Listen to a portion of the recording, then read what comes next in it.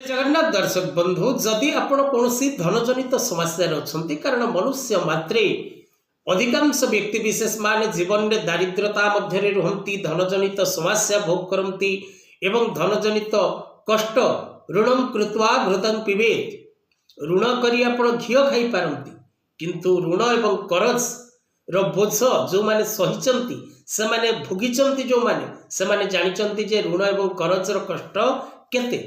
तेणु जो माने ऋण बा करज रे डुबिचंती से माने प्रत्येक दिन संध्या समय रे अस्वस्थ वृक्ष मूल सोरिष तेल रे गोटे दीपटीए प्रत्येक दिन क्रमान्वय भावे आपण 3 मास कंटिन्यू बेसिस रे करंतु निश्चित भाव में दर्शक बंधु आपन को शुभ फल मिलेबो एवं एथिपई आपन को विशेष किछि खर्चांत करिवार नहीं केवल भक्ति विश्वास और श्रद्धार सहित उपाय करंतु सफलता निश्चित भाव में आपण प्राप्त करिवे।